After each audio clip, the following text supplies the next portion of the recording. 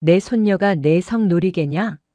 군인 손녀 면회 갔다가 폭행 현장 목격한 70대 농부 알고 보니 전설의 쓰리스타 예비역이었고 분노한 예비역 중장이 국방부 장관을 호출해 쓰레기 같은 간부들을 밤새도록 짓밟고 참교육하는 통쾌한 복수 이야기입니다.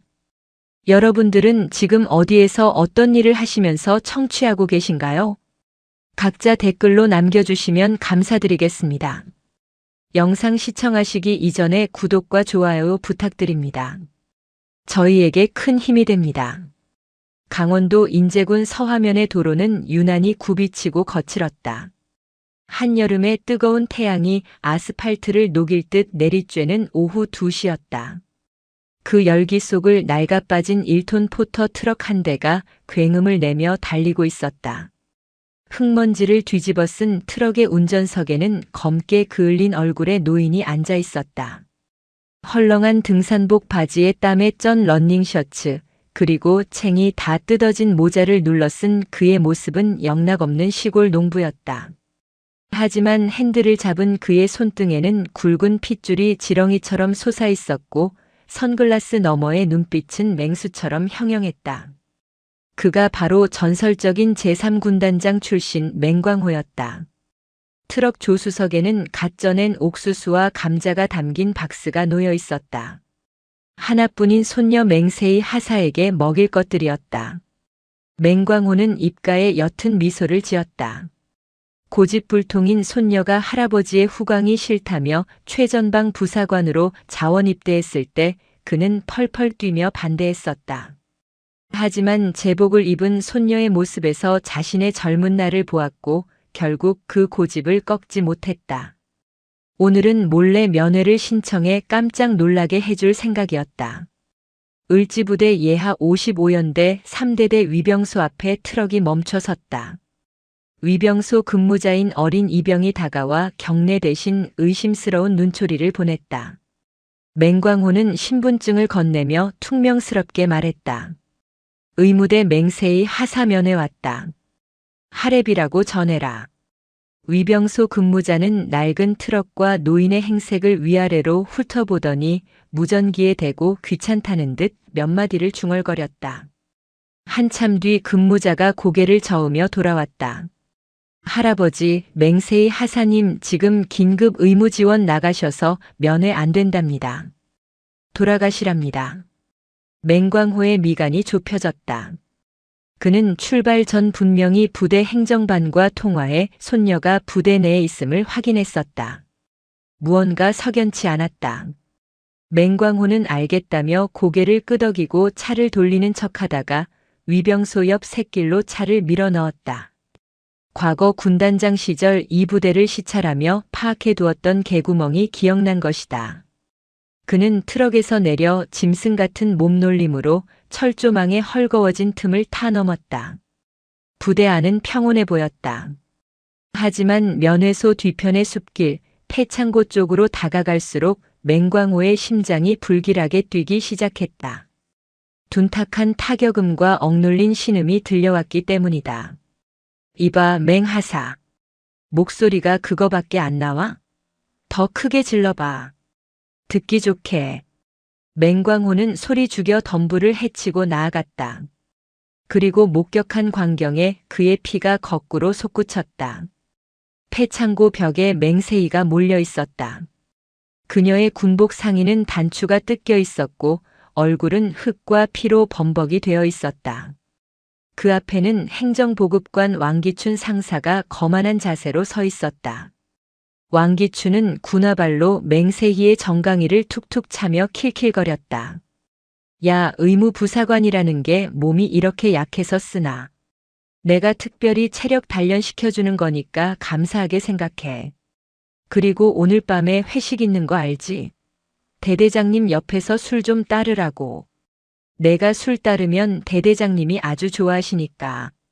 맹세희가 이를 악물고 노려보자 왕기춘은 손에 들고 있던 가죽 장갑으로 맹세희의 뺨을 후려쳤다. 짝 하는 소리가 숲을 울렸다. 눈 안 깔아?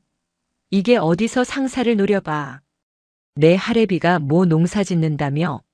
그 촌놈한테 일러 바치게. 으이구 불쌍한 년. 그 순간 맹광호의 이성이 끊어졌다. 70평생 단련된 근육이 폭발했다. 그는 덤불을 박차고 튀어나갔다. 이게만도 못한 새끼야. 맹광호의 주먹이 왕기춘의 턱을 향해 날아갔다. 하지만 나이는 속일 수 없었다. 왕기춘은 본능적으로 몸을 피했고 맹광호는 중심을 잃고 흙바닥에 나뒹굴었다. 왕기춘은 깜짝 놀랐으나 이내 엎어진 노인을 보고 비열한 웃음을 터뜨렸다. 뭐야 이 늙은이는? 여기가 어딘 줄 알고 들어와? 야 간첩이다 간첩. 잡아. 왕기춘의 고함에 주변에서 담배를 피우던 하사 2명이 달려왔다.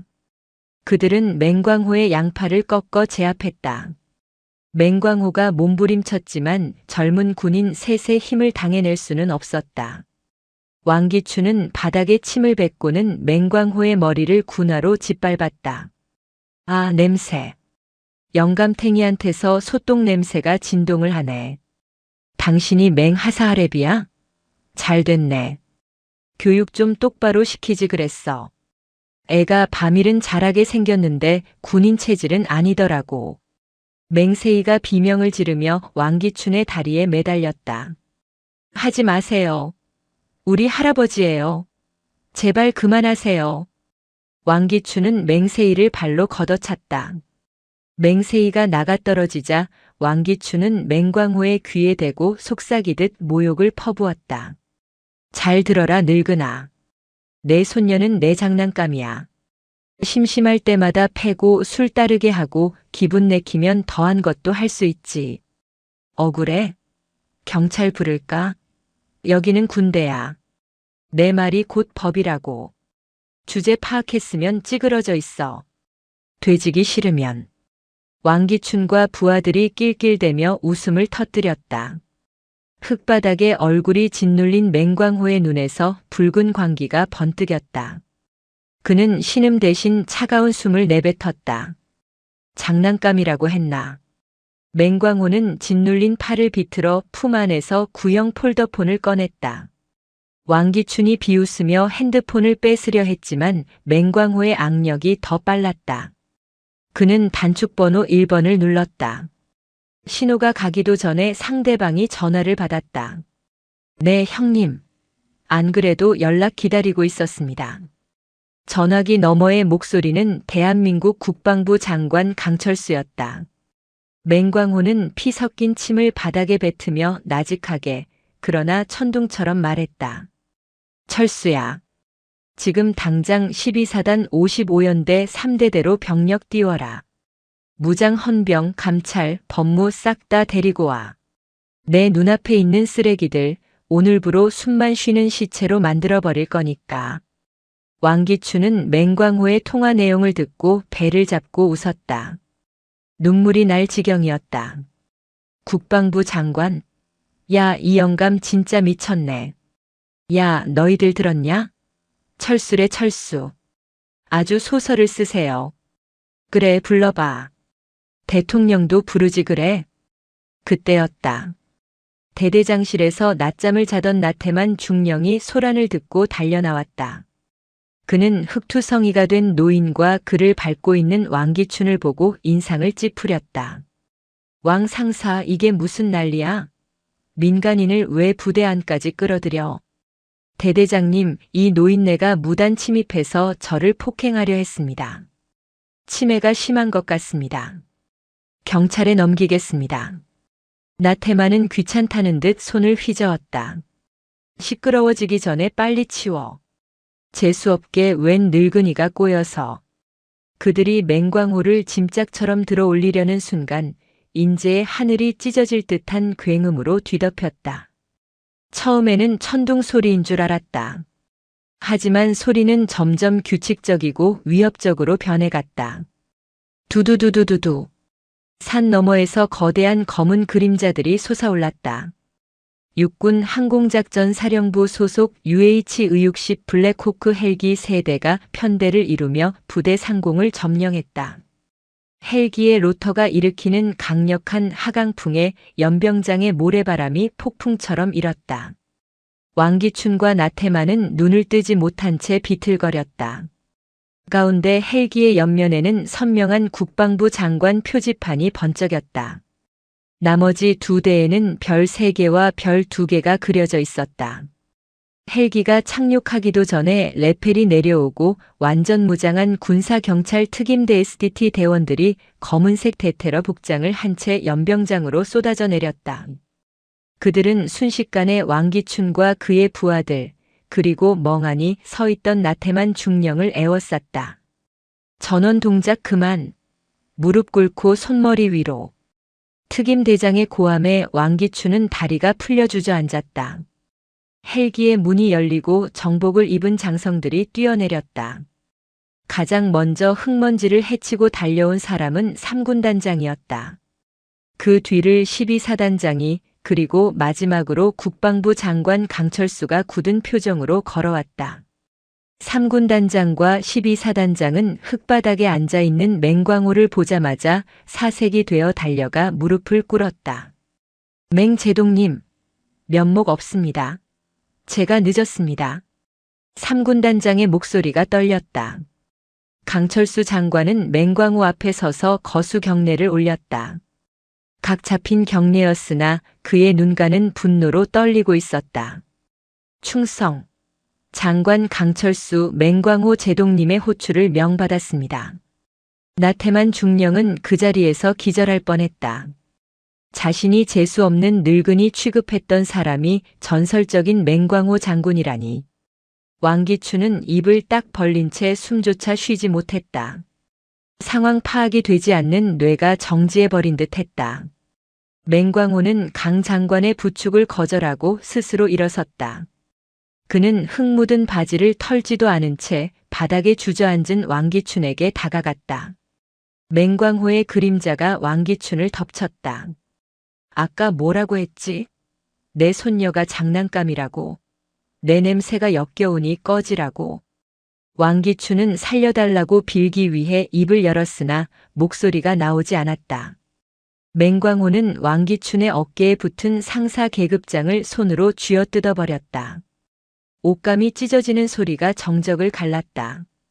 이 계급장은 국가가 국민을 지키라고 빌려준 것이다. 너 같은 양아치 새끼가 권력인 줄 알고 휘두르라고 준 게 아니야. 맹광호는 찢어낸 계급장을 왕기춘의 입에 쳐넣었다. 씹어먹어라. 내 놈이 그토록 좋아하던 권력이니 뱃속까지 채워넣어. 그리고 그는 얼어붙은 나태만 중령을 향해 고개를 돌렸다. 자네가 대대장인가? 부하가 민간인을 폭행하고 여군을 희롱하는데 낮잠을 자? 자네 군복도 벗을 준비하게. 아주 불명예스럽고 처참하게 벗겨줄 테니. 맹광호는 뒤돌아 손녀 맹세희에게 다가갔다. 손녀는 멍하니 이 모든 광경을 바라보고 있었다. 맹광호는 거친 손으로 손녀의 눈물을 닦아주었다. 세희야, 할애비가 왔다. 이제 아무도 널 건드리지 못해. 하지만 맹세희는 할아버지의 품에 안기는 대신 뒷걸음질 쳤다. 그녀의 눈에는 안도감이 아닌 공포와 수치심이 가득했다. 할아버지, 왜 그러셨어요? 이제 다들 알게 될 거잖아요. 제가 장군님 손녀라는 거 빽 있어서 군 생활한다는 거. 저는 군인이 되고 싶었지 공주님이 되고 싶었던 게 아니란 말이에요. 맹세희는 울음을 터뜨리며 의무대 쪽으로 도망치듯 뛰어갔다. 맹광호의 손이 허공에 멈췄다. 승리감은 순식간에 사라지고 가슴 한구석이 텅 빈 듯한 통증이 밀려왔다. 사단장실은 임시작전 지휘소로 변했다. 맹광호는 사단장의 집무용 의자에 앉아 있었고 그 앞에는 3군단장, 12사단장, 그리고 군 검찰단장이 도열해 있었다. 국방부 장관은 급한 국무회의 일정 때문에 돌아갔지만 맹광호에게 전권을 위임한다는 지시를 남겼다. 단순 폭행 사건으로 덮지 마라. 왕기춘 그놈 뒷배가 있어. 일개 상사가 대대장 앞에서 저렇게 설치는 건 믿는 구석이 있다는 뜻이다. 맹광호의 직감은 정확했다. 압수수색된 왕기춘의 관물대와 개인 노트북에서 이중 장부가 발견되었다. 그 안에는 상상을 초월하는 비리의 내용이 담겨 있었다. 부식비 횡령은 기본이고 지역 건설업체의 군용지를 불법으로 대여해주고 받은 리베이트 내역, 심지어 유통기한이 지난 폐급 전투 식량을 병사들에게 먹이고 정상 제품은 외부로 빼돌린 정황까지 포착되었다. 더 충격적인 것은 상납 리스트였다. 그 리스트의 꼭대기에는 나태만 중령을 넘어 지역 국회의원의 이름과 국방부 군수본부 소속 고위직의 이름까지 적혀 있었다. 왕기춘은 단순한 부조리의 주범이 아니라 거대한 비리 카르텔의 자금 수금책이었던 것이다. 한편 맹세인은 병실에 틀어박혀 누구와도 만나려 하지 않았다. 맹광호는 병실 문 앞에 서서 한숨만 내쉬었다. 그는 자신이 힘으로 찍어 누르는 방식이 손녀에게는 또 다른 폭력이 되었음을 인정해야 했다. 그때 맹광호의 폴더폰이 울렸다. 발신자 표시 제한이었다. 호랑이님, 오랜만입니다. 부르셨습니까? 전화기 너머의 목소리는 과거 맹광호가 사령관 시절 키웠던 국군정보사령부 HID 출신의 민간 조사원 코드명 독사였다. 인제로 와라. 쥐새끼들이 너무 많아. 내 방식대로 사냥을 좀 해야겠다. 법대로 하면 빠져나갈 구멍 만드는 놈들이야. 그림자가 필요해. 알겠습니다. 오늘 밤 도착합니다. 왕기춘은 헌병대 영창 독방에 갇혀 있으면서도 기세가 꺾이지 않았다. 그는 면회를 온 국선 변호인에게 소리를 질렀다. 야, 내 변호사 불러. 서울에 있는 김앤장 출신 변호사 있잖아. 그 양반한테 전해. 내가 입 열면 여럿 옷 벗는다고. 빨리 나 꺼내주지 않으면 그 장부 언론에 뿌려버린다고 해. 왕기춘은 자신의 비리 장부가 압수된 줄 모르고 오히려 그것을 무기로 협박하려 들었다. 그는 이 상황이 그저 재수없게 힘센 노인을 건드린 해프닝이라 생각했고 자신의 라인들이 해결해 줄 것이라 믿고 있었다. 그날 밤 인제 읍내의 한 유흥주점. 대대장 나태만 중령은 불안에 떨며 누군가를 기다리고 있었다. 룸의 문이 열리고 기름진 얼굴의 중년 남자가 들어왔다. 지역 토착 건설사 사장이자 왕기춘의 스폰서인 조 사장이었다. 조 사장님, 이거 어떡합니까? 맹광호 그 영감이 다 뒤집어 엎고 있어요. 왕 상사가 불면 우리 다 죽습니다. 조 사장은 여유롭게 양주를 따랐다. 나 중령, 진정하세요. 맹광호? 그 사람도 사람입니다. 약점이 없을까요? 그 손녀 맹세이라고 했죠? 여론전으로 가면 됩니다. 장군 출신 할아버지가 손녀 편한 보직 주려고 무고한 부사관을 모함했다. 갑질이다, 이렇게 프레임을 짜면 여론은 금방 뒤집혀요. 요즘 젊은 애들 공정에 민감하잖아요. 조 사장의 눈이 뱀처럼 번들거렸다. 그들은 맹광호를 권력형 비리의 가해자로 둔갑시킬 더러운 음모를 꾸미기 시작했다. 하지만 그들은 몰랐다. 룸 안의 환풍구 속에 초소형 도청 장치가 돌아가고 있다는 것을. 부대 근처 야산의 어둠 속 검은 승합차 안에서 맹광호는 헤드폰을 쓴 채 그들의 대화를 듣고 있었다.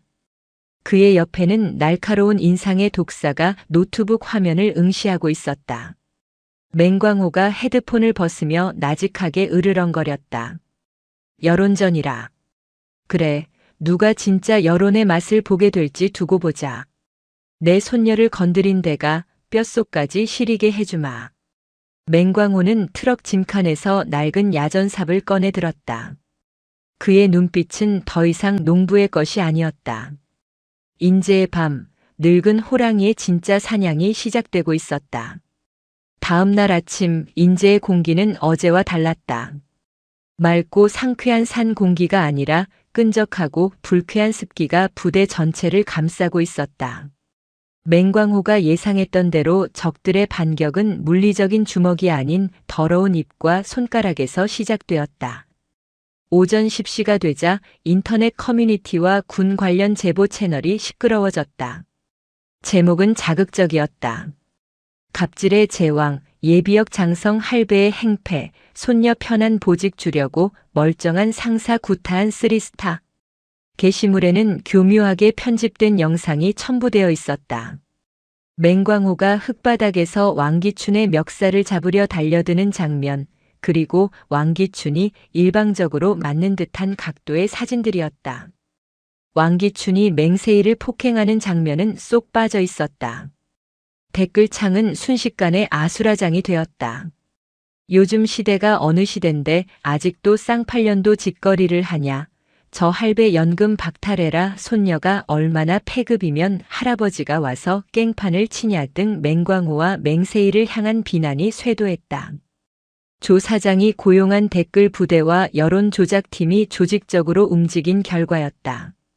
맹세희는 병실 침대에 웅크리고 앉아 스마트폰 화면을 떨리는 손으로 내려다보았다. 화면 속의 글자 하나하나가 비수가 되어 가슴을 찔렀다. 그녀는 자신이 피해자임에도 불구하고 세상 사람들에게는 특권층의 무능한 손녀로 낙인 찍히고 있다는 사실에 숨이 막혔다. 간호장교가 들어와 식판을 내려놓았지만 맹세희는 고개를 들지 못했다. 복도에서 병사들이 수군거리는 소리가 들려왔기 때문이다. 야, 그 게시물 봤냐? 맹하사 할아버지가 군단장이었대. 대박이지 않냐? 왕 상사님이 완전 억울하게 당한 거라는데. 어쩐지 맹하사 일도 못하면서 맨날 빠지더라니. 뒤에 백이 있어서 그랬구만. 맹세희는 귀를 막았다. 어릴 적부터 어머니 없이 자라며 군인인 아버지와 할아버지를 보며 키워온 자부심이 산산조각 나는 순간이었다. 그녀는 충동적으로 링거 바늘을 뽑았다. 붉은 피가 주르륵 흘러내렸지만 통증은 느껴지지 않았다. 그녀는 병실을 뛰쳐나갔다. 어디로든 도망치고 싶었다. 발길이 닿은 곳은 부대 뒤편 소각장이었다. 아무도 없는 그곳에서 목 놓아 울려던 찰나 타다 만드럼통 뒤에서 누군가의 흐느낌 소리가 들렸다.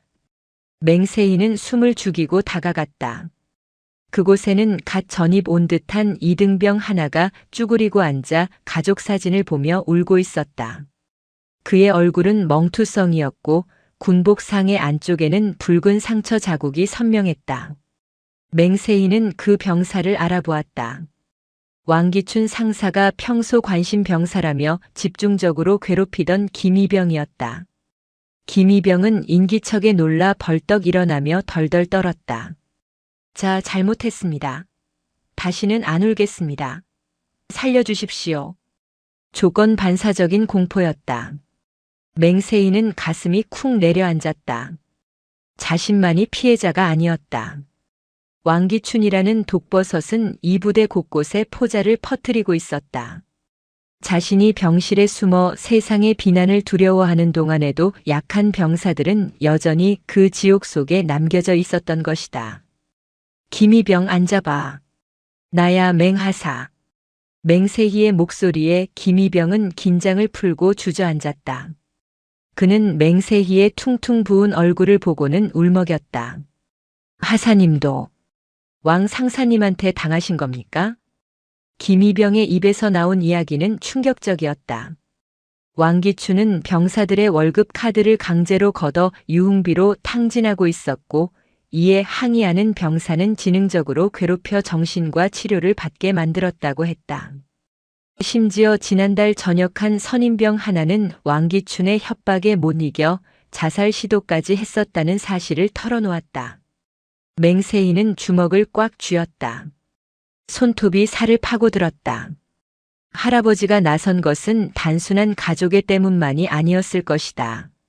할아버지는 보셨던 것이다.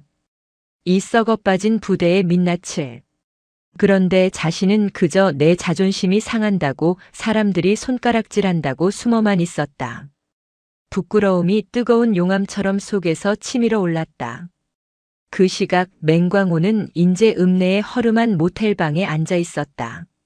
낡은 브라운관 TV에서는 그를 비난하는 뉴스가 흘러나오고 있었다. 옆에 앉은 독사가 노트북 자판을 두드리며 말했다. 형님, 여론이 너무 안 좋습니다. 대응 안 하십니까? 이대로면 형님이 가해자로 굳어집니다. 제가 가서 방송국 놈들 입 좀 다물게 할까요? 맹광호는 담배 한 개비를 입에 물며 피식 웃었다. 나더라. 짖는 개는 무섭지 않아. 지금 저놈들은 신이 났어. 내가 늙고 힘없는 뒷방 늙은이인 줄 알고 마음껏 물어뜯고 있지. 빈틈은 그때 생긴다. 놈들이 승리에 취해 샴페인을 터뜨릴 때가 바로 목을 칠 타이밍이다. 맹광호의 눈빛은 TV 화면을 뚫을 듯 날카로웠다. 그는 이미 조 사장과 나태만 중령이 작당 모의를 했던 룸살롱의 녹취록을 확보한 상태였다. 하지만 그것만으로는 부족했다. 놈들을 확실하게 보내버리려면 꼬리 자르기가 불가능한 스모킹 건이 필요했다. 독사야, 오늘 밤이다. 조 사장 놈이 관리하는 자재 창고, 거기에 비밀 금고가 있다는 첩보가 있다. 그 안에 놈들이 12사단에서 빼돌린 기름 장부랑 이중 계약서 원본이 있을 거다. 경비가 삼엄할 텐데요. 깡패 새끼들도 깔려 있고. 맹광호는 침대 밑에서 챙겨온 낡은 배낭을 꺼냈다. 그 안에는 그가 현역 시절 특수전 훈련 때 사용하던 위장 크림과 서바이벌 나이프, 그리고 직접 개조한 섬광탄이 들어있었다. 경비, 깡패? 내가 3군 단장 시절에 저 산을 몇 번이나 넘었는지 아냐. 이 동네 지형지물은 내 손바닥 아니다. 놈들에게 진짜 군인이 뭔지, 진짜 공포가 뭔지 가르쳐 주마. 모텔방의 창밖으로 어둠이 내리고 있었다. 늙은 호랑이는 다시 한번 발톱을 세우고 있었다. 달빛조차 구름에 가려진 칠흑 같은 밤이었다. 인제군 외곽 민가와 멀리 떨어진 폐채석장 공터에는 컨테이너와 철골 구조물로 지어진 조 사장의 건설 자재 창고가 있었다. 겉보기에는 평범한 자재 야적장이었지만 실상은 군납 비리의 핵심 기지이자 불법 도박장이 운영되는 곳이었다. 창고 주변에는 험상궂은 사내들이 쇠파이프를 들고 순찰을 돌고 있었다. 조 사장은 맹광호의 움직임이 심상치 않음을 느끼고 용역 깡패들을 대거 배치해둔 상태였다. 창고 정문 앞 초소에서는 깡패 둘이 컵라면을 먹으며 잡담을 나누고 있었다. 야, 그 늙은이가 진짜 온다고. 그냥 겁주는 거 아니야? 몰라, 사장님이 절대 아무도 들이지 말래. 오면 반병신을 만들어서라도 잡으라던데. 늙은이 하나 잡는데 뭔 인력을 이렇게 쓰는지 원. 그들이 낄낄거리던 순간 툭 하는 소리와 함께 초소의 전등이 꺼졌다. 뭐야? 정전이야? 한 사내가 투덜거리며 밖으로 나갔다. 그리고 다시는 돌아오지 않았다. 억하는 짧은 신음소리만이 어둠 속에 묻혔다. 남은 사내가 손전등을 비추며 밖으로 나갔을 때 그는 자신의 눈을 의심했다. 발밑에는 동료가 기절해 있었고 그 앞에는 칠흑 같은 어둠과 하나가 된 듯한 검은 형체가 서 있었다. 얼굴에 검은 위장 크림을 바른 맹광호였다. 누구냐? 사내가 소리칠 틈도 없이 맹광호의 손이 사내의 명치를 가격했다. 숨이 턱 막힌 사내가 앞으로 고꾸라지자 맹광호는 능숙하게 뒤에서 목을 감아 조르며 그를 기절시켰다. 70대 노인의 움직임이라고는 믿기지 않는 신속하고 절제된 동작이었다. 맹광호는 무전기를 켰다. 독사 정문 클리어. CCTV는 이미 해킹해서 5분 전 화면만 반복 재생 중입니다. 진입하십시오. 금고는 안쪽 사무실 책장 뒤에 있습니다. 맹광호는 고양이처럼 소리 없이 창고 내부로 침투했다. 창고 안쪽 깊숙한 곳에서는 도박판이 벌어지고 있었다. 담배 연기가 자욱한 그곳에서 조 사장과 나태만 중령의 목소리가 들려왔다. 맹광호는 자재 더미 뒤에 몸을 숨기고 그들의 대화를 엿들었다. 아니, 나 중령님. 걱정 마시라니까요. 맹광호 그 영감 지금 여론에 두들겨 맞고 정신없을 겁니다. 며칠만 더 버티면 알아서 나가떨어질 거예요. 왕 상사한테도 입단속 확실히 시켰고 조 사장이 현금 뭉치를 나태만에게 건네며 비열하게 웃었다. 나태만은 돈을 챙겨 주머니에 넣으며 안도의 한숨을 내쉬었다. 그래도 불안해. 그 양반 눈빛이 보통이 아니야. 어쨌든 이 장부랑 계약서들 내일 아침 일찍 파쇄해버려. 증거를 남기면 안 돼. 그들이 가리킨 곳은 사무실 구석의 대형 금고였다. 맹광호는 호흡을 가다듬었다. 놈들이 내일 아침에 증거를 없앨 계획이라면 지금이 아니면 기회는 없다. 하지만 사무실 안에는 조 사장의 개인 경호원 넷이 더 있었다. 정면 돌파는 무리였다. 그때 창고 밖에서 요란한 사이렌 소리가 울려 퍼졌다. 경찰차 사이렌이 아니었다. 공습 경보 사이렌이었다. 맹광호가 독사에게 미리 지시해둔 교란 작전이었다. 뭐야? 전쟁 났어? 나태만이 기겁하며 자리에서 일어났다. 경호원들도 당황하여 우왕좌왕하는 사이 맹광호는 품에서 섬광탄을 꺼내 사무실 안으로 던져 넣었다. 펑 하는 강렬한 폭음과 함께 눈을 멀게 하는 백색 섬광이 터졌다. 비명소리가 난무하는 가운데 맹광호는 방독면을 눌러쓰고 사무실로 뛰어들었다.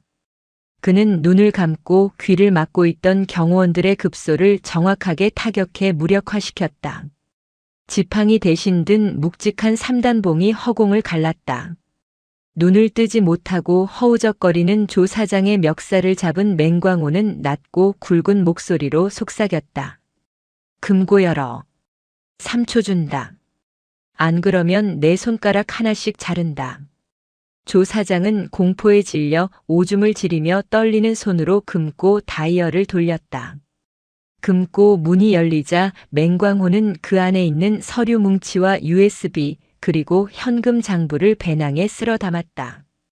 시야가 돌아온 나태만 중령이 권총을 꺼내려 했지만 맹광호가 던진 나이프가 나태만의 손등 바로 옆 책상에 꽂히며 그를 얼어붙게 만들었다. 나 중령, 실탄도 없는 빈 총으로 뭘 하려고. 밖에서 보자.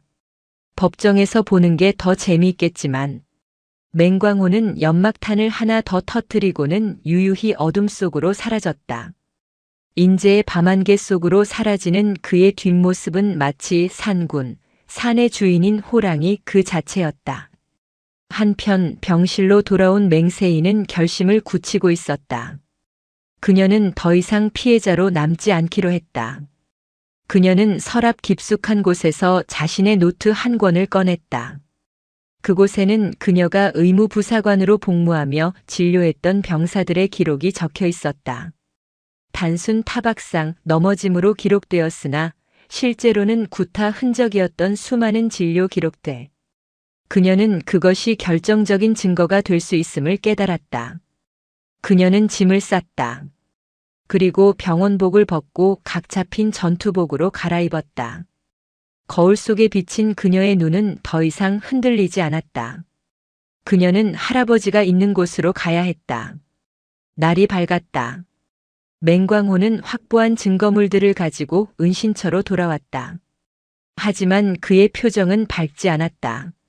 서류는 완벽했지만 이것만으로는 조직적인 괴롭힘과 폭행을 입증하기에 2% 부족했다. 나태만과 조 사장은 횡령으로 잡을 수 있어도 교묘하게 법망을 피해 병사들을 괴롭힌 왕기춘의 악질적인 행위는 증거 불충분이나 훈육 차원으로 빠져나갈 구멍이 보였기 때문이다. 피해자들의 증언이 절실했지만 보복이 두려운 병사들은 입을 닫고 있었다. 그때 모텔 방문이 벌컥 열렸다. 독사가 놀라 자리에서 일어났고 맹광호도 반사적으로 몸을 일으켰다. 문 앞에 서 있는 것은 전투복을 단정하게 차려입은 맹세희였다. 그녀의 얼굴 붓기는 아직 빠지지 않았지만 눈빛만은 맹광호의 젊은 시절을 쏙 빼닮아 있었다. 세희야. 맹광호가 놀라 불렀다. 맹세희는 뚜벅뚜벅 걸어 들어와 할아버지 앞에 섰다. 그리고 절도 있게 거수 경례를 올렸다. 충성. 하사 맹세희 작전 참여를 명받으러 왔습니다. 맹광호는 잠시 멍하니 손녀를 바라보다가 껄껄 웃음을 터뜨렸다. 명받으러 왔다. 누가 명령을 내렸는데? 제 양심이요. 그리고 12사단의 명예가 명령했습니다. 맹세희는 가방에서 낡은 진료 기록부와 USB 하나를 꺼내 테이블 위에 올렸다. 할아버지. 아니, 제동님. 여기에는 지난 2년간 의무대를 거쳐간 병사들의 비공식 진료 기록이 있습니다. 왕 상사가 기록 조작을 지시했지만 저는 따로 원본을 숨겨두었습니다. 날짜, 시간, 상처 부위, 그리고 병사들이 저에게만 털어놓았던 가해자의 실명까지 모두 적혀 있습니다.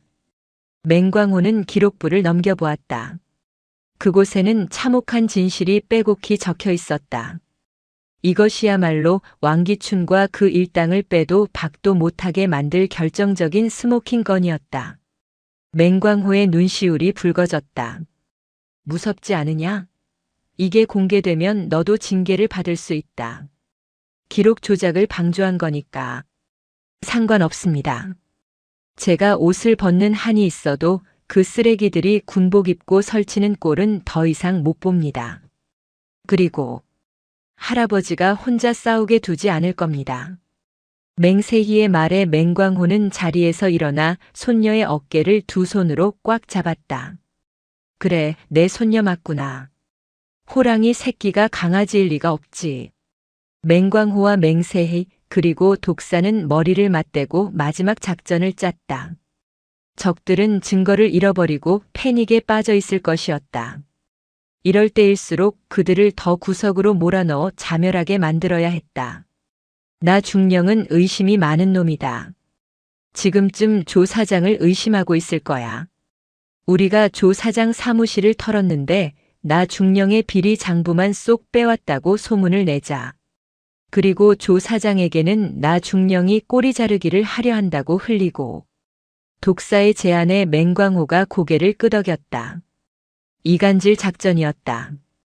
그날 오후 부대는 발칵 뒤집혔다. 맹세희가 복귀하여 헌병대에 자진 출석했기 때문이다.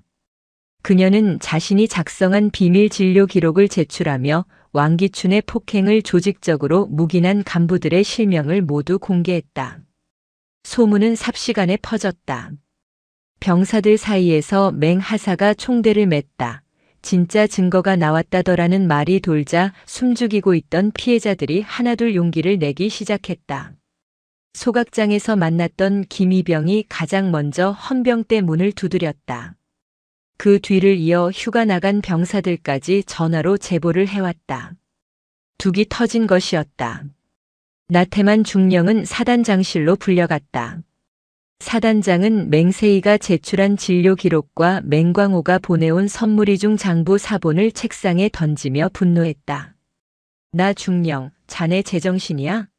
병사들 밥값을 떼먹고 부하들을 사적으로 부려먹어. 이게 군인이야 양아치야.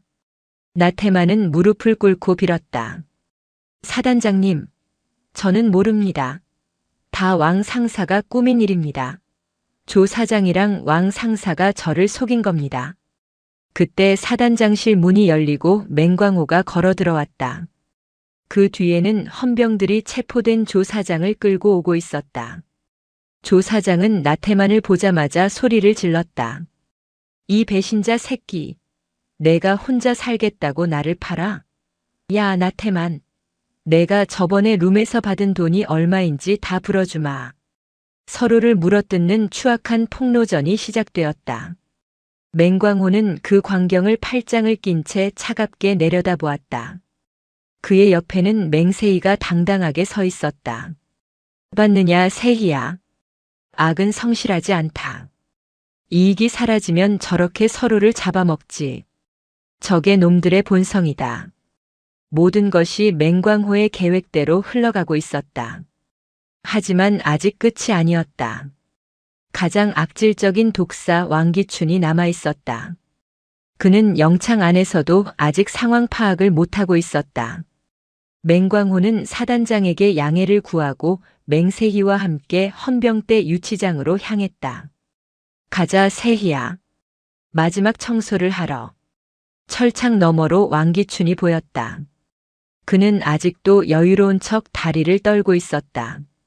하지만 맹광호와 맹세희 그리고 그 뒤에 선군 검찰관들을 보자 그의 동공이 흔들리기 시작했다. 왕기춘. 맹광호가 낮게 불렀다.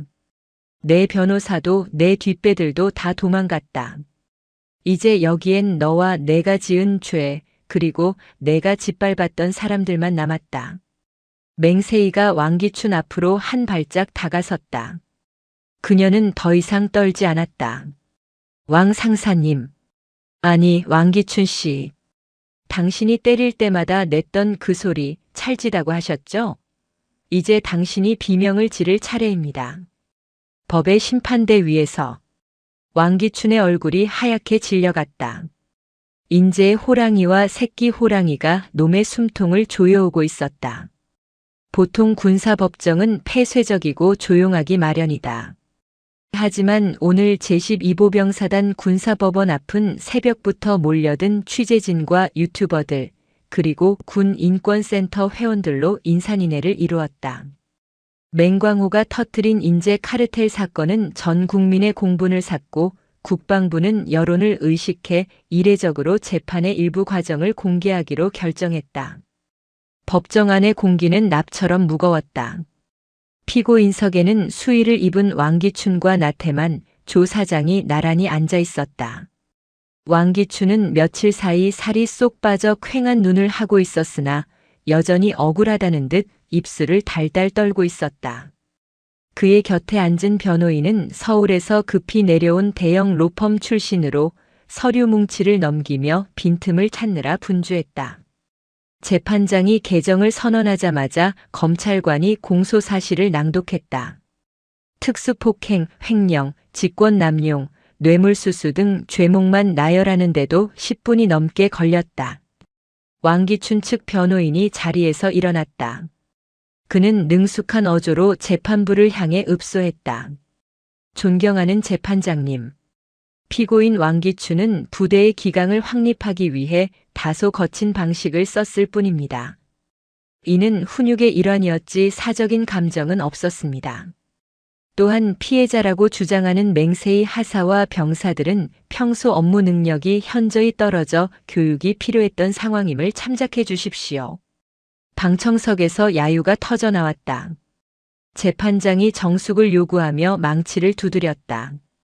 왕기춘은 고개를 푹 숙이고 있었지만 입가에는 교묘한 미소가 스치고 있었다. 증거가 있어도 고의성을 부정하고 정당행위를 주장하면 형량을 대폭 줄일 수 있다는 계산이었다. 그때 검찰관석 뒤쪽 문이 열리고 맹세희가 걸어 들어왔다. 증인석에 앉은 그녀는 떨지 않았다. 판사가 맹세희에게 물었다. 증인, 피고인이 주장하는 훈육이라는 것에 동의합니까? 맹세희는 피고인석의 왕기춘을 똑바로 응시했다. 그녀의 눈빛에 왕기춘이 움찔하며 시선을 피했다. 군인의 훈육은 전우를 강하게 만들기 위함이지 짐승처럼 길들이기 위함이 아닙니다. 왕기춘 상사는 저를 그리고 우리 부대원들을 군인이 아닌 자신의 노예로 취급했습니다. 변호인이 잽싸게 끼어들었다. 증인 노예라니요. 표현이 과격하군요. 증거 있습니까? 진료 기록은 증인이 작성한 것이니 객관성이 떨어지지 않습니까? 맹세희는 품에서 작은 녹음기를 꺼냈다. 재판장의 허락하에 녹음 파일이 재생되었다. 법정 스피커를 통해 왕기춘의 걸걸한 목소리가 쩌렁쩌렁 울려 퍼졌다. 야, 이 새끼들아, 내가 너희 월급 왜 걷는지 몰라? 내가 잘 먹고 잘 살아야 너희도 편한 거야. 그리고 맹하사 그년 오늘 밤에 내 숙소로 오라고 해. 의무 교육 좀 다시 시켜야겠으니까. 안 오면 내일 아침 점호 때 병사들 다 굴려버린다고 전해. 법정은 찬물을 끼얹은 듯 조용해졌다. 이어서 둔탁한 타격음과 맹세희의 비명, 그리고 병사들의 울음소리가 적나라하게 흘러나왔다. 그것은 훈육이 아니었다. 지옥의 소리였다. 왕기춘의 얼굴이 흑빛으로 변했다. 변호인은 당황하여 자리에서 일어나지 못했다. 하지만 결정타는 따로 있었다. 맹세희가 증인석에서 일어나 방청석 뒷문을 가리켰다. 저의 증언만으로는 부족할 수 있습니다. 하지만 여기 용기를 낸 진짜 증인들이 있습니다. 문이 열리고 수십 명의 청년들이 걸어 들어왔다. 현역 군인인 김이병부터 이미 전역하여 민간인이 된 예비역들까지. 그들은 모두 왕기춘에게 영혼을 짓밟혔던 피해자들이었다. 그들은 휠체어를 타거나 목발을 짚은 이도 있었고 트라우마로 인해 손을 떠는 이도 있었다. 하지만 그들의 눈빛만은 결연했다. 저도 맞았습니다. 저도 돈을 뺏겼습니다. 왕 상사가 시켜서 맹하사님 왕따 시켰습니다. 죄송합니다. 증언들이 본물 터지듯 쏟아져 나왔다. 왕기춘은 사시나무 떨듯 떨며 책상 아래로 숨으려 했다. 나태만 중령은 이미 포기한 듯 고개를 뒤로 젖히고 천장만 바라보았다. 조 사장은 변호사에게 소리를 지르며 난동을 부리다 헌병들에게 제압당했다. 방청석 맨 뒤 모자를 눌러쓰고 이 광경을 지켜보던 맹광호가 조용히 일어났다. 그는 만족스러운 얼굴로 법정을 빠져나갔다. 사냥감의 목줄은 완전히 끊어졌다. 이제 남은 것은 그 사냥감을 키운 주인들을 손볼 차례였다. 법정 밖에는 초여름의 햇살이 눈부시게 쏟아지고 있었다.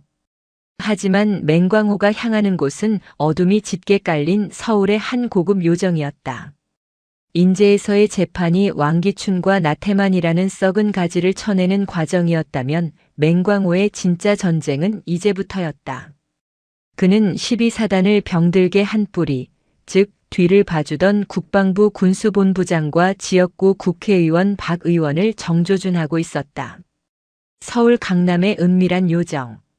박 의원은 초조한 표정으로 양주잔을 만지작거리고 있었다. 맞은편에는 군수본부장이 식은땀을 흘리며 앉아 있었다.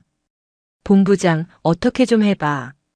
왕기춘 그놈이 법정에서 내 이름까지 거론할 기세라며? 꼬리 자르기가 왜 이렇게 안 돼? 의원님, 맹광호 그 영감이 보통이 아닙니다. 옛날 정보사 인맥까지 동원해서 우리 자금 흐름을 다 파악하고 있어요. 심지어 제 차명 계좌 내역까지 들고 있다는 소문이 돕니다. 그때 방문이 드르륵 열렸다. 종업원이 들어올 타이밍이 아니었다. 두 사람의 시선이 문 쪽으로 쏠렸다. 헐렁한 개량 한복을 입은 맹광호가 지팡이를 짚고 뚜벅뚜벅 걸어 들어왔다. 그의 뒤에는 살기를 띤 독사가 서류 가방을 든 채 서 있었다. 박 의원이 벌떡 일어났다. 아니, 당신 누구요? 여기가 어디라고 함부로 들어와. 맹광호는 대꾸 없이 상석에 털썩 주저앉았다. 그리고 박 의원의 양주잔을 들어 단숨에 비웠다. 술맛 좋군. 병사들 피를 팔아서 산 술이라 그런가 아주 달아. 이 늙은이가 미쳤나? 경호원, 경호원. 박 의원이 소리쳤지만 밖에서는 아무런 응답이 없었다. 독사가 문을 잠그며 차갑게 말했다. 밖에는 우리 애들이 지키고 있습니다. 소리 질러봐야 목만 아프실 겁니다. 맹광호는 품에서 두툼한 봉투를 꺼내 테이블 위에 던졌다. 봉투 안에서 사진들이 쏟아져 나왔다. 박 의원이 조 사장에게 뇌물을 받는 장면, 군수본부장이 폐급 전투 식량 납품 업체와 골프 회동을 하는 장면 등이 고화질로 찍혀 있었다. 자, 선택해라. 내가 이 사진들을 언론에 뿌리고 자네들 사무실 앞에서 1인 시위를 할까? 아니면 조용히 옷 벗고 죗감 받을래? 군수본부장이 무릎을 꿇고 맹광호의 바지가랑이를 잡았다. 제동님, 한 번만 살려주십시오. 제가 눈이 멀었습니다. 시키는 대로 다 하겠습니다. 맹광호는 차갑게 발을 빼냈다. 살려달라고? 내 손녀가 그리고 그 어린 병사들이 살려달라고 비명 지를 때 너희는 어디 있었나? 골프장에서 나이스샷 외치고 있었지 않나? 맹광호의 호통이 요정 안을 쩌렁쩌렁 울렸다. 박 의원은 바닥에 주저앉아 망연자실한 표정으로 사진들을 바라보았다. 그의 정치 생명은 사실상 끝난 것이나 다름없었다. 내일 아침 9시다. 자수해라. 검찰청 포토라인에 서서 내 놈들 입으로 직접 불어. 만약 1분이라도 늦으면 이 자료들은 전국의 모든 방송국 팩스로 전송될 거다. 맹광호는 자리에서 일어났다. 그는 방을 나가기 전 뒤를 돌아보며 마지막 경고를 날렸다. 군복은 명예다. 너희 같은 장사치들이 입고 벗을 수 있는 작업복이 아니야. 영원히 기억해라. 다음 날 아침 대한민국 뉴스는 발칵 뒤집혔다. 현직 국회의원과 군 고위 간부가 뇌물수수 혐의로 검찰에 자진 출두한 것이다. 그들의 입에서는 줄줄이 비리 혐의가 쏟아져 나왔고 대한민국 군납 비리의 거대한 카르텔이 무너져 내렸다. TV 뉴스 속보를 보고 있던 맹세희는 병사식당 구석에서 조용히 눈물을 훔쳤다. 할아버지가 해낸 것이었다. 아니, 할아버지와 자신이 함께 해낸 것이었다. 식당 안의 병사들이 환호성을 지르며 박수를 쳤다. 그 박수는 뉴스 속 맹광호를 향한 것이기도 했지만 그 자리에 있는 맹세희를 향한 존경의 표시이기도 했다. 한편 맹광호는 서울의 시끄러운 소음을 뒤로하고 다시 낡은 트럭에 올랐다. 그의 표정은 전쟁에서 승리한 장군의 것이 아니라 힘든 농사일을 마치고 집으로 돌아가는 촌로의 편안한 얼굴이었다. 이제 옥수수나 따러 가야겠구먼. 트럭은 다시 강원도의 굽이진 산길을 향해 달리기 시작했다. 계절이 바뀌었다. 인제에 혹독했던 겨울 바람이 물러가고 산골짜기마다 진달래와 철쭉이 붉게 타오르는 봄이 왔다. 12사단 55연대 3대대는 완전히 다른 부대가 되어 있었다. 왕기춘과 나태만이 사라진 자리는 원칙을 중요시하면서도 병사들을 아끼는 새로운 지휘관들로 채워졌다. 무엇보다 가장 큰 변화는 병영 문화였다.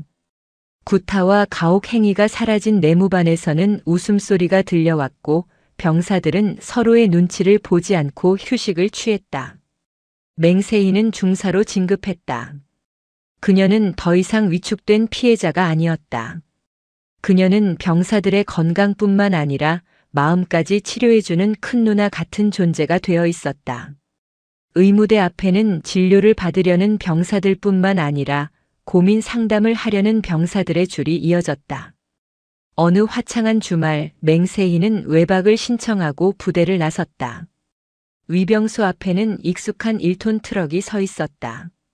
하지만 이번에는 맹광호가 운전석에 없었다. 짐칸에서 옥수수 자루를 정리하고 있는 맹광호의 뒷모습이 보였다. 할아버지. 맹세희가 달려가 맹광호의 등 뒤에서 와락 껴안았다. 맹광호는 깜짝 놀라 뒤돌아보더니 허허 웃었다. 아이고, 우리 중사님 나오셨나? 아이고 허리야.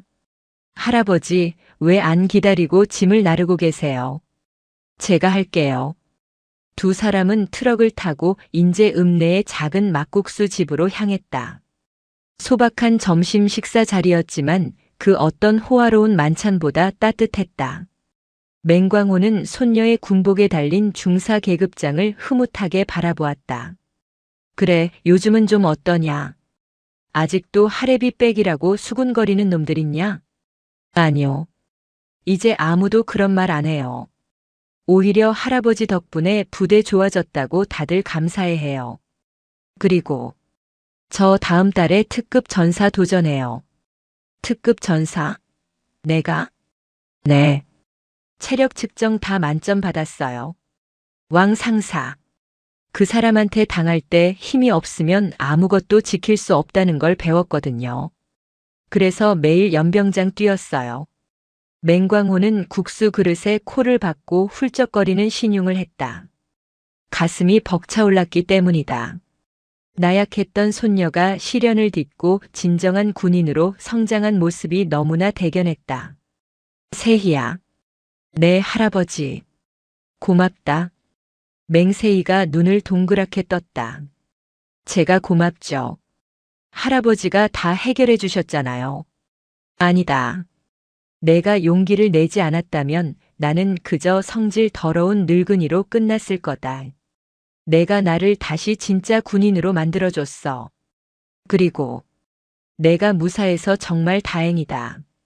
맹광호의 투박한 손이 맹세희의 손을 덮었다. 굳은 살 박인 그 손에서 전해지는 온기에 맹세희의 눈시울이 붉어졌다. 식사를 마치고 나오는 길 식당 TV에서는 징역 15년을 선고받은 왕기춘과 징역 10년이 확정된 나태만의 소식이 단신으로 흘러나오고 있었다. 국방부는 이번 사건을 계기로 전군 특별감찰을 실시하여 수백 건의 부조리를 적발했다고 발표했다. 맹세희는 그 뉴스를 보며 미소 지었다. 과거의 상처는 흉터로 남았지만 그 흉터는 그녀가 싸워서 이겼다는 훈장이 되었다. 할아버지, 우리 사진 찍어요. 사진은 무슨 늙은이 얼굴 나와봐야 렌즈만 깨지지. 투덜거리면서도 맹광호는 맹세희 옆에 섰다. 뒤로는 인제의 푸른 산맥이 병풍처럼 펼쳐져 있었다. 하나, 둘, 셋. 김치. 찰칵 소리와 함께 두 사람의 환한 미소가 화면 속에 담겼다. 늙은 호랑이와 젊은 호랑이, 두 군인의 봄날은 이제 막 시작되고 있었다. 트럭은 다시 시동을 걸었다. 맹광호의 트럭 꽁무니에서는 매연 대신 희망찬 흙먼지가 피어올랐다. 시간은 흐르는 물과 같아 모든 것을 씻어내리기도 하고 때로는 단단한 바위를 깎아 새로운 풍경을 만들기도 한다. 강원도 인제군 서하면의 계절은 벌써 5번이나 바뀌었다. 그 시간 동안 인제에는 많은 변화가 있었다. 한때 부조리와 비리의 온상이라 불리던 제12보병사단은 이제 전군에서 가장 군기가 강하고 병영 문화가 선진적인 최정예 부대로 탈바꿈해 있었다. 그 변화의 중심에는 전설이 된 두 사람이 있었다. 산속에 은거하는 늙은 호랑이 맹광호와 이제는 부대의 핵심이 된 맹세의 상사였다. 한겨울의 인제는 잔혹했다. 영하 20도를 오르내리는 살인적인 추위와 허리까지 쌓이는 폭설은 이곳이 대한민국 최전방임을 실감케 했다. 맹세의 상사는 GOP 철책 점검을 마치고 소초로 복귀하는 길이었다. 그녀의 어깨에는 상사 계급장이 묵직하게 달려 있었고 눈보라를 헤치고 나아가는 걸음걸이에는 거침이 없었다. 그녀는 더 이상 과거의 나약한 하사가 아니었다. 신병들 사이에서 그녀는 마녀 교관이라는 별명과 함께 가장 존경받는 간부 1위로 꼽히고 있었다. 소초에 도착하자 갓 전입 온 소위가 덜덜 떨며 난로를 쬐고 있었다. 맹세희는 판초 우위에 쌓인 눈을 털어내며 소위에게 다가갔다. 소대장님, 근무 투입 전 장비 점검은 확실히 하셨습니까? 오늘 밤은 시야가 5m도 안 나옵니다. 야간 감시 장비 배터리 여분으로 꼭 챙기셔야 합니다. 소위는 맹 상사의 기세에 눌려 벌떡 일어나 경례를 붙였다. 네, 알겠습니다. 맹 상사님도 고생 많으셨습니다. 맹세희는 옅은 미소를 지으며 뜨거운 커피 한 잔을 소위에게 건넸다. 너무 긴장하지 마십시오. 날씨가 추울수록 전후에는 더 뜨거워지는 법입니다. 저희가 뒤에 있으니 걱정 말고 지휘하십시오. 그녀의 말 한마디에 얼어붙어 있던 소초의 분위기가 훈훈하게 녹아내렸다. 그녀는 강함과 부드러움을 동시에 갖춘 지휘관으로 성장해 있었다. 같은 시각 맹광호의 낡은 농가주택. 맹광호는 마당에 쌓인 눈을 치우고 있었다. 이른 중반을 훌쩍 넘긴 나이였지만 넉가래를 미는 그의 허리는 여전히 꼿꼿했다. 그는 잠시 허리를 펴고 저 멀리 눈 덮인 대암산을 바라보았다. 산세가 험하기로 유명한 저곳을 제 집 안방처럼 드나들던 시절이 있었다. 그때 집안의 전화기가 요란하게 울렸다. 맹광호는 장갑을 벗고 방으로 들어가 수화기를 들었다. 맹제동님, 저 박 소장입니다. 전화를 건 사람은 과거 12사단장이었던 지금은 육군본부의 요직으로 영전한 박 중장이었다. 그래, 박 장군. 서울은 눈 좀 오나? 여기는 하늘에 구멍이 뚫린 것 같구먼. 서울도 난리입니다. 다름이 아니라 오늘 뉴스 보셨습니까? 좋은 소식이 있어서 연락드렸습니다. 뉴스? 텔레비전 켜본 지가 언젠지 기억도 안 나는구먼. 무슨 소식인가? 왕기춘이랑 나태만 그리고 그 비리 의원 놈들 말입니다. 오늘 대법원 판결이 났습니다. 전원형 확정입니다. 가석방 없는 중형이 떨어졌습니다. 이제 그놈들은 죽어서나 감옥 문을 나설 겁니다. 맹광호는 덤덤하게 고개를 끄덕였다. 당연한 결과지. 죄를 지었으면 벌을 받는 게 세상의 이치 아닌가. 새삼스러울 것도 없어. 그래도 제동님이 시작하신 일이지 않습니까? 속이 다 시원합니다. 아, 그리고 조만간 맹세의 상사 표창 수여식이 있다고 들었습니다. 이번 혹한기 훈련 최우수 간부로 선정되었다더군요. 맹광호의 입가에 그제야 환한 미소가 번졌다. 악당들이 처벌받았다는 소식보다 손녀가 인정받았다는 소식이 그에게는 더 큰 승전보였다. 그 녀석, 나 닮아서 독한 구석이 있어. 알았네. 나중에 서울 가면 소주나 한잔하지.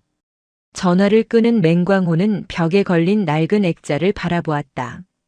현역 시절 별 3개가 박힌 정복을 입고 찍은 사진이었다. 그리고 그 옆에는 지난 봄 중사 계급장을 단 손녀와 함께 막국수 집 앞에서 찍은 사진이 나란히 걸려 있었다. 그는 손녀의 사진을 어루만지며 혼잣말을 했다. 이제 내 사진은 떼어내도 되겠어. 진짜 호랑이가 여기 있으니. 하지만 평화로운 일상은 예고 없이 찾아온 재난으로 깨어졌다. 그날 밤 인제 지역에는 기상 관측 이래 최대 폭설이 쏟아졌다. 도로가 마비되고 통신이 두절되는 사태가 속출했다. 맹광호는 군용 라디오 주파수를 맞추며 상황을 예의주시했다. 치지직거리는 잡음 사이로 다급한 무전 소리가 들려왔다. 여기는 독수리, 여기는 독수리. 민간인 버스가 한계령 7부 능선에서 고립됐다. 전복 위험 있음. 구조대 급파 바람. 현재 적설량 1m 초과. 차량 진입 불가. 한계령이었다. 험하기로 소문난 그 고갯길에 관광버스가 갇힌 것이다. 차량 진입이 불가능하다면 도보로 구조대를 투입해야 하는데 이 날씨에 그곳을 뚫고 갈 수 있는 부대는 많지 않았다. 맹광호는 즉시 옷을 챙겨 입었다. 늙은 몸이지만 가만히 있을 수는 없었다. 트럭 시동을 걸려던 찰나 무전기에서 익숙하고도 단호한 목소리가 들려왔다. 여기는 을지 일대대 수색팀장 맹세의 상사다. 현재 위치에서 가장 가깝다. 우리 팀이 진입하겠다. 스노우 모빌과 도보를 병행한다. 전 대원 아이젠 착용하고 로프 준비해라. 내가 선두에 선다. 맹광호는 트럭 키를 쥔 손을 멈췄다. 손녀였다. 가장 위험한 작전에 가장 먼저 자원한 것이다. 맹광호는 잠시 망설이다가 시동을 끄고 트럭에서 내렸다. 그리고 무전기를 꽉 쥐었다. 이제는 자신이 나설 때가 아니었다. 믿고 기다려야 할 때였다. 산속의 상황은 지옥 그 자체였다. 맹세희는 얼굴을 때리는 눈보라를 맞으며 앞장서서 길을 텄다. 허벅지까지 빠지는 눈을 헤치고 나아가는 것은 엄청난 체력을 요구했다.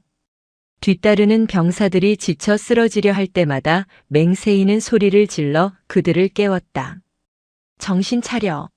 저 위에 민간인들이 있다. 어린아이도 있고 노인도 있어.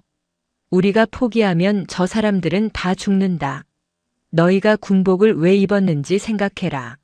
힘들면 내 군화 발자국만 보고 따라와. 그녀의 외침은 맹렬한 눈보라를 뚫고 병사들의 가슴에 박혔다. 병사들은 이를 악물고 다시 일어섰다. 맹세희는 속으로 할아버지를 불렀다.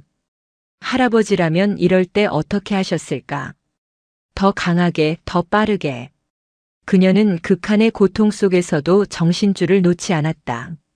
마침내 벼랑 끝에 위태롭게 걸쳐있는 버스가 시야에 들어왔다. 버스 안의 승객들은 추위와 공포에 떨며 서로를 껴안고 있었다. 구조대가 도착하자 버스 안에서는 안도의 울음이 터져 나왔다. 자, 당황하지 마시고 한 분씩 천천히 내리십시오. 저희가 업고 내려가겠습니다. 맹세희는 가장 먼저 버스에 진입해 부상자들을 살폈다. 다리가 부러진 노인을 발견한 그녀는 주저없이 자신의 등을 내밀었다. 할아버지, 제 등에 업히세요. 꽉 잡으셔야 합니다. 아이고, 군인 양반. 내가 무거울 텐데. 여자 몸으로 어떻게. 걱정 마십시오. 저 대한민국 육군 상사입니다. 이 정도는 끄떡없습니다. 맹세희는 노인을 업고 다른 병사들은 아이들을 안고 가파른 눈길을 내려오기 시작했다.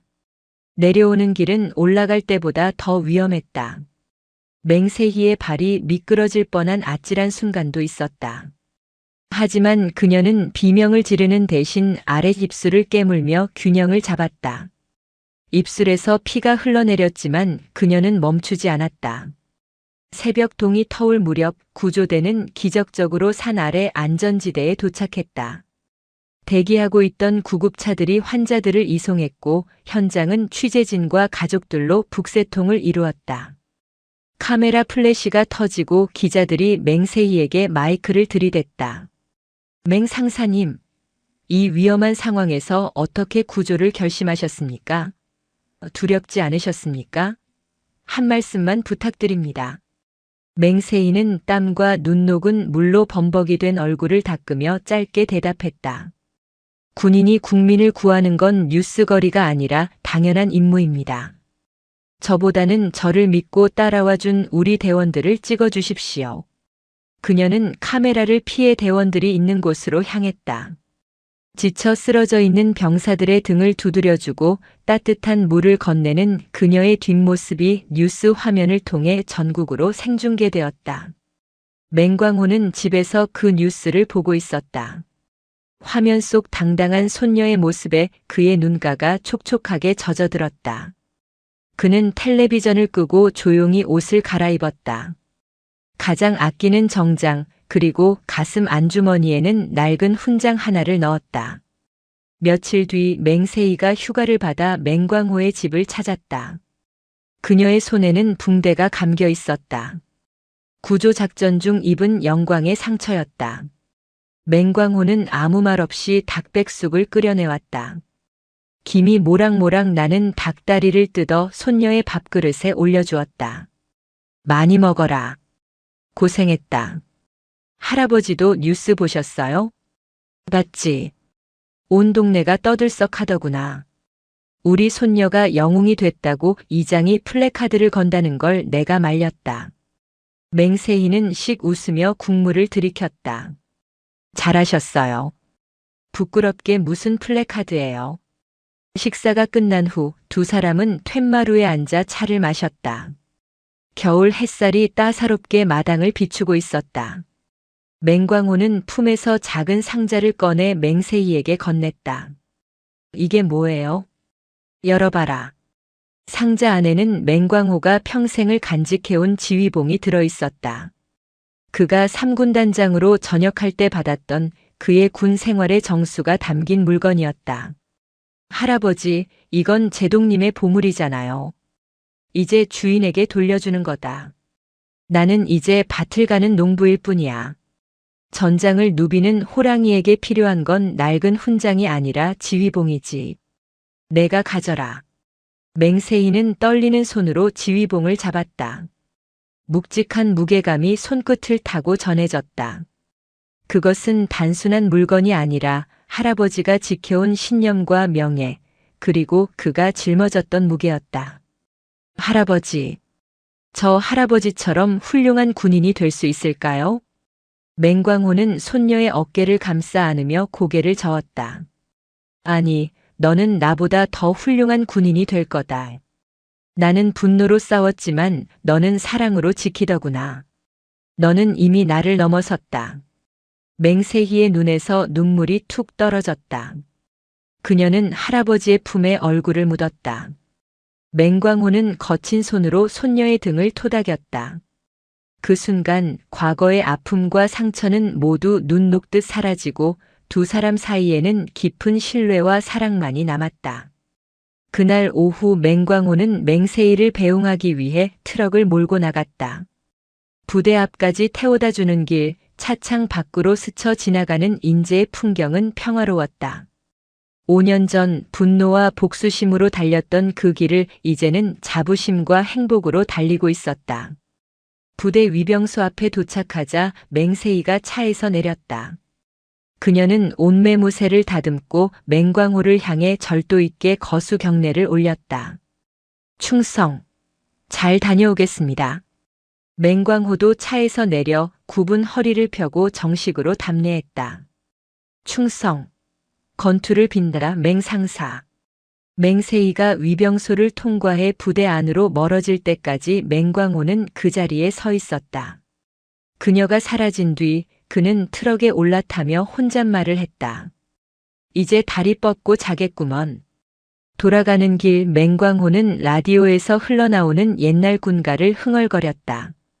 트럭의 백미러로 비친 그의 얼굴은 그 어느 때보다 평온해 보였다. 인제의 늙은 호랑이는 이제 이빨을 드러낼 필요가 없었다. 그의 새끼 호랑이가 숲을 든든하게 지키고 있었으니까. 대암산 너머로 붉은 노을이 지고 있었다. 그 노을은 하루의 끝을 알리는 것이 아니라 내일 떠오를 태양을 예비하는 장엄한 의식처럼 보였다. 군인의 명예는 계급장이 아니라 그가 지킨 사람들의 미소 속에 있다는 것을 맹광호와 맹세희는 그들의 삶으로 증명해냈다. 인제의 겨울바람은 여전히 차가웠지만 그 바람 속에 섞인 봄의 냄새는 그 어느 때보다 짙었다. 영상이 유익하셨다면 구독과 좋아요, 댓글까지 부탁드리겠습니다.